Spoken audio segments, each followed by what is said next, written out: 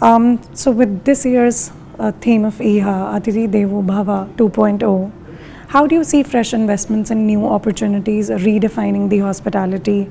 If we don't only talk about the infrastructure and also talk about the guest experiences?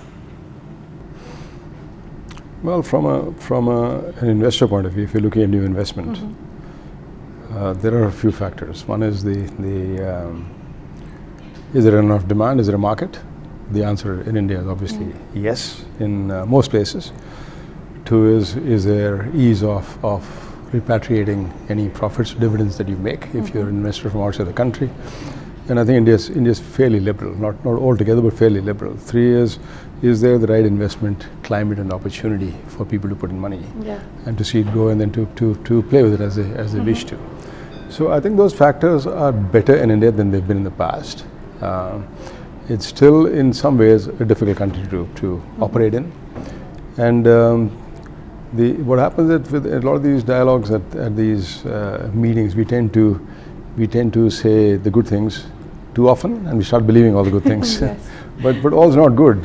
There is some bureaucracy. There is some issue on corruption in some places. So all of those factors are there. But I think overall India is a better destination than it was a year or two ago, or 5 years ago, 10 years ago, 20 years ago, for an investor to come in and put in money and see that he gets returns out of the country. So we're going in the right direction. Are we top of the world? No. Can we get there? If we really try hard enough, maybe in the next 10 or 20 years, we could. Happy to know. Okay, you also said that during the panel, with all the issues on talent, speed of growth, irrespective of the fact how fast we are growing, you feel that we can deliver more. Can you elaborate on that? The problem with very fast growth is that you cannot, whatever you do, restructure your people to cater to that growth. Yeah. So you're saying, on one side, the board is saying, look, how many new hotels are you signing? How many more are we opening? What's coming up in the next year? What are you doing about it? So the pressure on the development team is sign. Don't know it doesn't matter what you're signing. And it effectively boils down. There are development committees and all those things, but effectively boils down to how much are you signing. There's pressure on them. In some cases, there's strong incentive for them to sign more hotels. The moment you go from let's say 20, 30, 40 hotels, 50 hotels to then 100 to 150, your structure's got to change. The whole scenario's got to change. You've got to be much more process oriented. You've got to have people in place to check and supervise that things are going the way they're meant to go, because purely from the top you can't handle it anymore. And I think that's the point where we're at. I'm not saying in all cases, but some cases, some good hotels, we have not been able to deliver what we promised the owner. Okay. And to me that's critical. So we're saying, okay, where did we go wrong, and what do I need to do to strengthen the structure so I can deliver as well as you used to do in the past.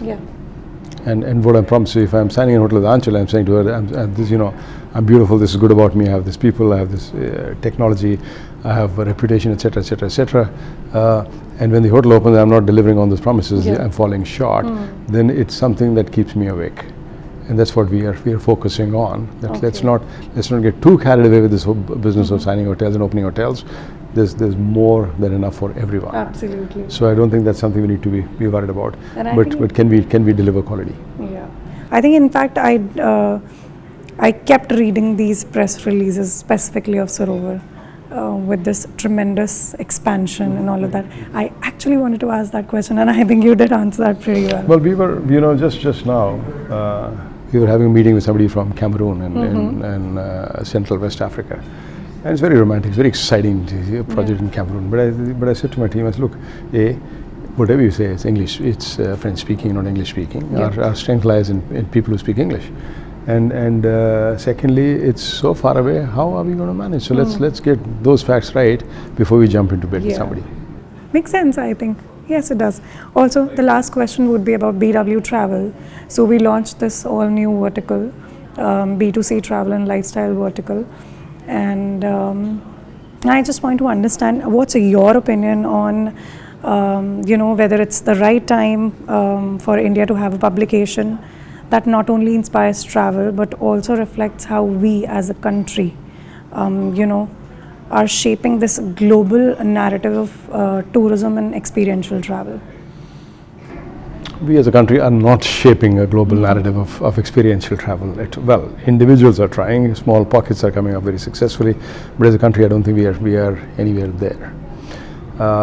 Is this the right time for a new publication? For sure, if you know what you're doing, if you know what the playing field is all about, and if you can be somewhat different from the rest of the group there and be good quality and be honest. I think being honest is a big thing, because we totally carried away saying things that we like to hear ourselves, we like everybody else to hear, particularly what we want the government and the authorities to hear. Absolutely. We only say good things. Yes. And I was thinking today, I've been in the business for a very, very long time. We always go to people in government positions and say, please do this for me, please do this for me, please do this. We've never asked the question, you're heading tourism, or you're heading travel, what is your plan for the next 5 years?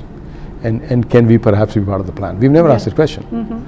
We say, can you give me a percentage here, can you give this here, can you I think we need more honest talk. We need more honest questions. I don't think the authorities would in any way be offended if you have the right sense and if you ask in the right manner.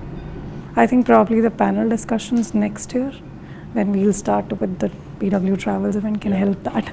Sure. All right. Sure. Thank you. Sure. Okay. Thank you Thanks, for your time. Thanks very much. Thank you so Good much. luck. Bye.